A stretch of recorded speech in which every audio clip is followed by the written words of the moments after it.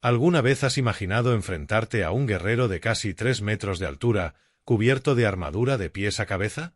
¿Y si te dijera que no hay uno, sino dos gigantes así en la Biblia, tan aterradores que hacían temblar a los ejércitos enteros? Prepárate para una jornada épica por las páginas de los lugares sagrados, donde descubriremos cómo Dios usó lo improbable para derrotar a lo aparentemente invencible. Nuestro día en el desierto, donde los israelitas acababan de ser liberados de la esclavitud en Egipto, se enfrentaron a su primer gigante, Ag, el rey de Basán. Imagina la escena. Una ciudad que había pasado generaciones en cautiverio, ahora frente a un rey cuya cama medía más de 4 metros de largo. La Biblia nos da detalles fascinantes sobre él en Deuteronomio 3 y 11, porque solo Ag, rey de Basán, fue dejado de los remanentes de los gigantes, su cama es cama de hierro, ¿no está en Rabá de los hijos de Amón? 9 codos es su longitud y 4 codos su anchura, según el codo de un hombre. Este versículo no solo nos da una idea de su increíble tamaño, sino que también muestra cómo su fama se había extendido tanto que su cama fue preservada como una reliquia.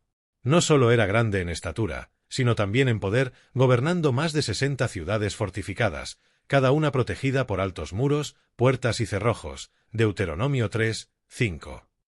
Imagina el terror que debieron sentir los israelitas al encontrarse ante tal adversario. ¿Cómo podrían ellos, un pueblo sin experiencia militar, derrotar a un gigante que comandaba un reino tan vasto y fortificado? Aquí está la primera lección poderosa que podemos aprender. El tamaño de nuestro desafío no importa cuando Dios está de nuestro lado. El Señor dijo a Moisés en Números 9 y 34, «No le temas, porque en tu mano he entregado a él y a todo su pueblo y su tierra».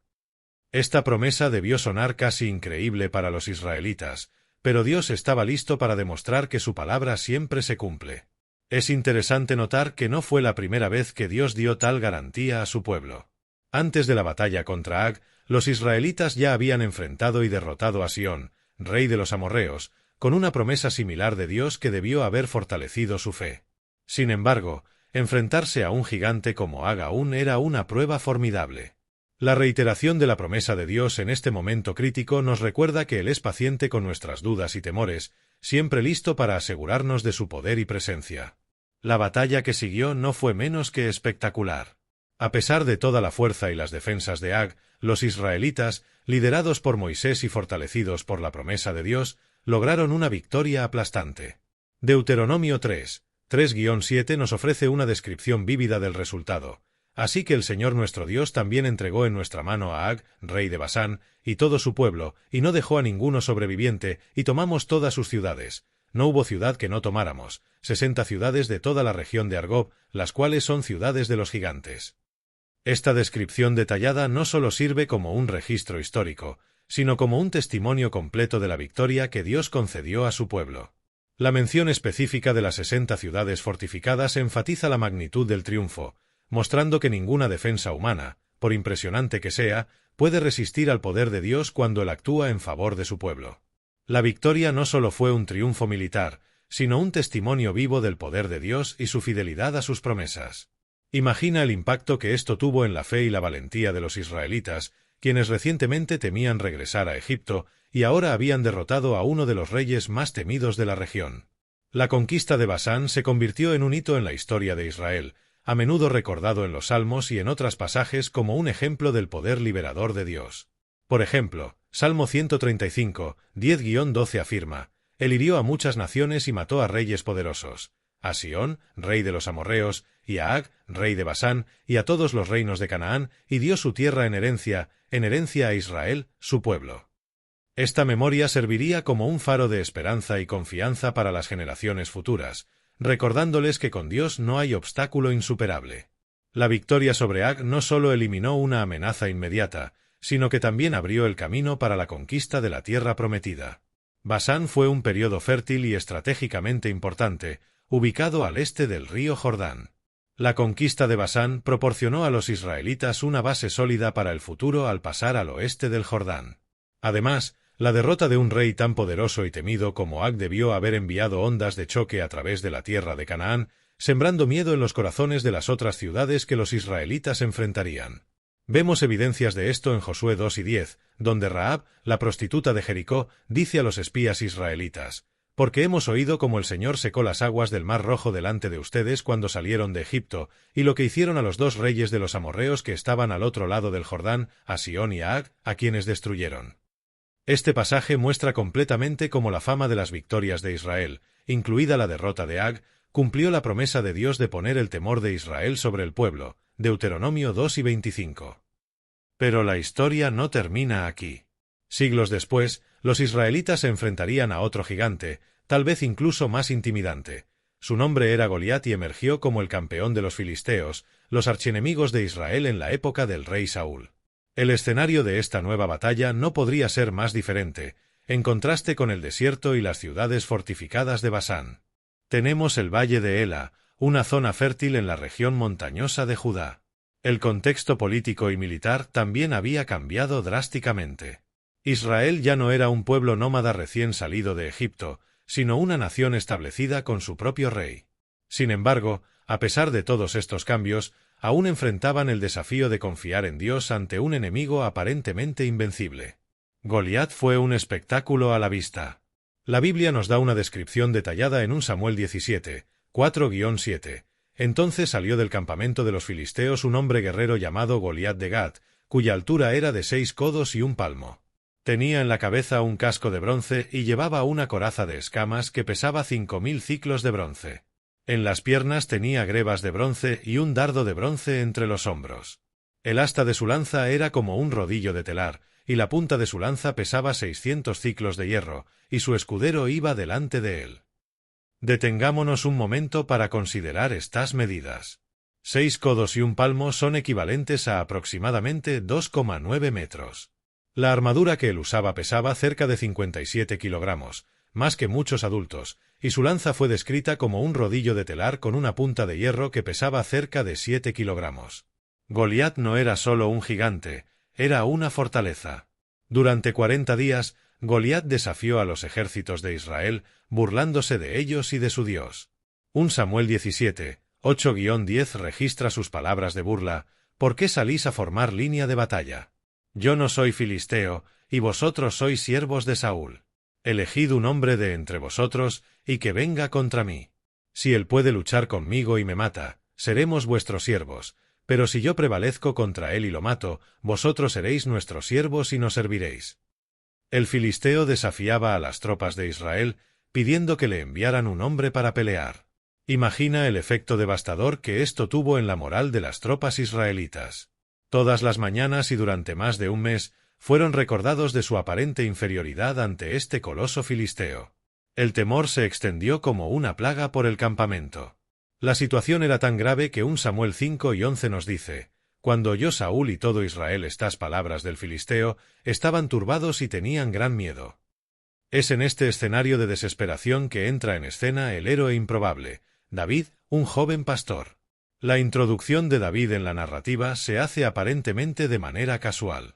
No estaba en el campo de batalla, sino en casa cuidando de las ovejas de su padre. Fue solo cuando su padre le mandó llevar suministros a sus hermanos en el ejército que David se encontró con la situación. En 1 Samuel 17, 20-22, leemos que David se levantó temprano y dejó las ovejas al cuidado de un guarda, tomó la carga y salió como su padre le había ordenado.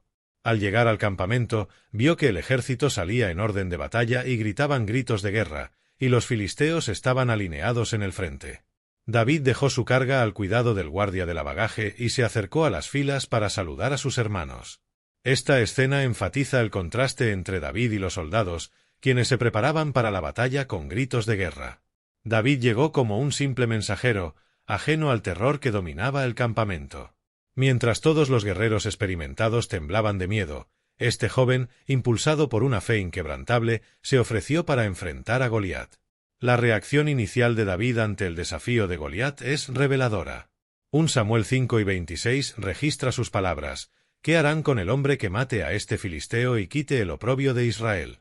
¿Quién es este filisteo incircunciso para que desafíe a los ejércitos del Dios vivo?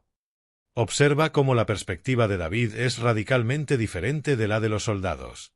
Mientras ellos veían a un gigante invencible, David solo veía a un filisteo incircunciso que se atrevía a desafiar al Dios vivo. Esta diferencia de perspectiva es fundamental para comprender el valor de David. Su confianza no estaba en su propia fuerza o habilidad, sino en la fidelidad y el poder de Dios. La oferta de David para luchar contra Goliat fue recibida inicialmente con escepticismo. Su propio hermano Eliab lo acusó de arrogancia e irresponsabilidad, 1 Samuel 5:28. Cuando finalmente el rey Saúl aceptó que David luchara, intentó vestirlo con su propia armadura, un gesto que, aunque bien intencionado, demostró falta de comprensión de la verdadera fuente de fuerza de David. La negativa de David a usar la armadura, 1 Samuel 5:39, no fue solo una cuestión de comodidad física, sino una declaración de fe. No confiaba en la protección humana, sino en la protección divina. Las palabras de David a Saúl en 1 Samuel 5:37 resumen su confianza. El Señor que me libró de las garras del león y de las garras del oso, Él me librará de la mano de este filisteo. Y Saúl dijo a David, ve, y el Señor esté contigo.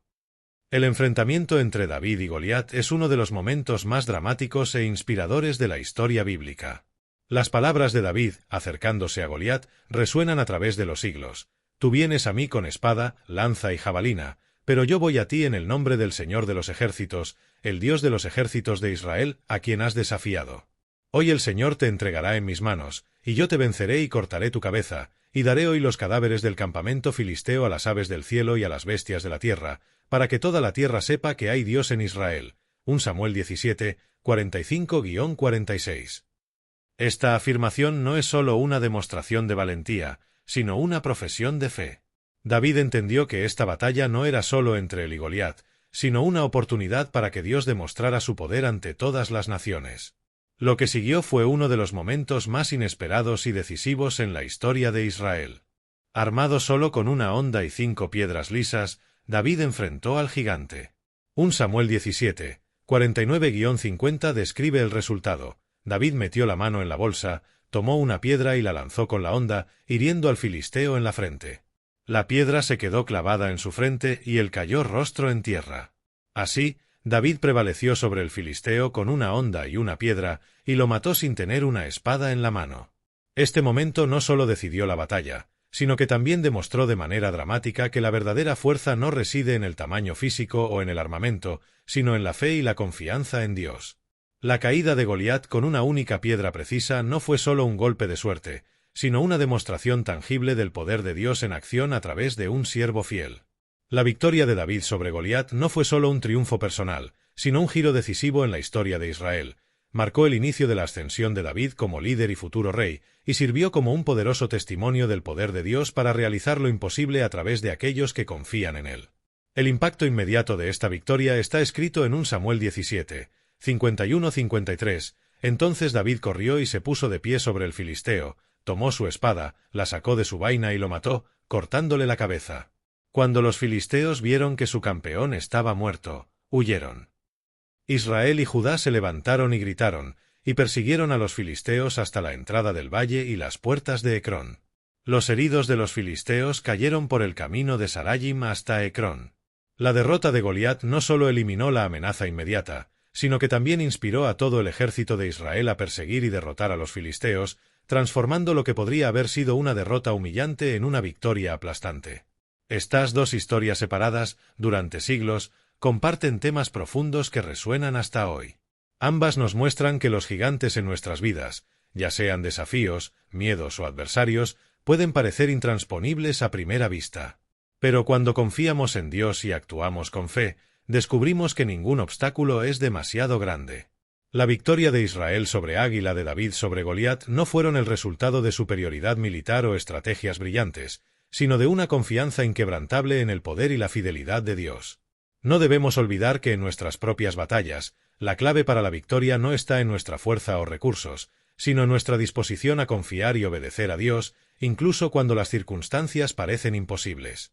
Ag y Goliat representan más que solo enemigos físicos, simbolizan todo lo que nos intimida, nos hace dudar y nos da miedo.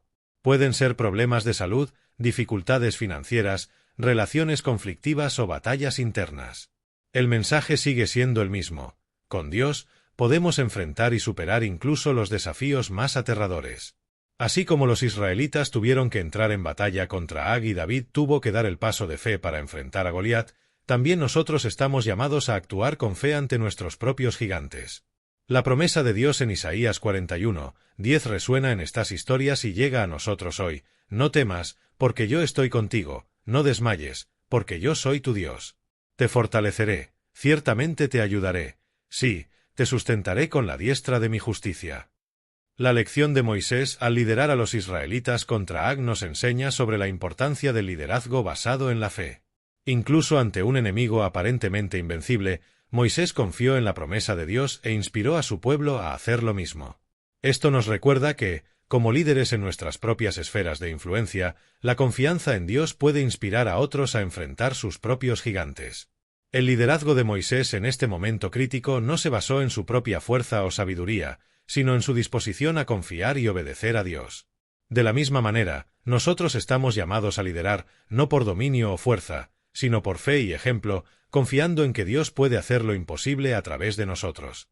Por otro lado, la historia de David y Goliat nos muestra que Dios a menudo elige lo improbable para cumplir sus propósitos. David no era un guerrero entrenado, sino un joven pastor. Sin embargo, su fe y valentía lo convirtieron en el héroe que Israel necesitaba en ese momento. Esto nos anima a no subestimar nuestro potencial cuando estamos alineados con los propósitos de Dios. Como Pablo escribe en 1 Corintios 1:27-29, pero Dios ha escogido lo necio del mundo para avergonzar a los sabios, y Dios ha escogido lo débil del mundo para avergonzar a lo fuerte. Dios ha escogido lo vil y menospreciado del mundo, y lo que no es, para deshacer lo que es, a fin de que nadie se jacte en su presencia. De esta verdad, recordemos que Dios puede usar a cualquiera de nosotros, independientemente de nuestras aparentes limitaciones, para realizar sus propósitos y glorificar su nombre. Ambas historias también destacan la importancia de confiar en los recursos de Dios, no en nuestra propia fuerza. Los israelitas no tuvieron oportunidad contra Ag confiando solo en su propia fuerza, así como David no pudo haber derrotado a Goliat con armas convencionales. Fue la confianza en el poder de Dios lo que hizo la diferencia. Esto nos desafía a reconsiderar cómo enfrentamos nuestros propios desafíos. ¿Estamos confiando en nuestras propias habilidades o en la fuerza infinita de Dios? El apóstol Pablo comprendió esta verdad en 2 Corintios 12:9-10 cuando escribió, y me ha dicho, bástate mi gracia, porque mi poder se perfecciona en la debilidad. Por tanto, de buena gana me gloriaré más bien en mis debilidades, para que repose sobre mí el poder de Cristo. Por lo cual, por amor a Cristo, me gozo en las debilidades, en los insultos, en necesidades, en persecuciones y en angustias, porque cuando soy débil, entonces soy fuerte. En última instancia, estas narrativas nos enseñan sobre la naturaleza de la verdadera valentía. La valentía no es la ausencia de miedo, sino la voluntad de actuar a pesar de él. Tanto Moisés como David seguramente temían a sus respectivos gigantes, pero eligieron actuar basándose en su fe, no en sus miedos. Esto nos anima a enfrentar nuestros propios temores, sabiendo que Dios está con nosotros, como Josué 1:9 nos recuerda, ¿no te he ordenado que seas fuerte y valiente? No temas ni desmayes, porque el Señor tu Dios estará contigo donde quiera que vayas. Que estas historias nos inspiren a cultivar la valentía, no en nuestra propia fuerza, sino en la certeza de la presencia y el poder de Dios en nuestras vidas. Nos llama a dar pasos de fe, confiando en que así como Dios estuvo con Moisés y David, Él también está con nosotros, listo para permitirnos enfrentar cualquier desafío que encontremos en nuestro camino.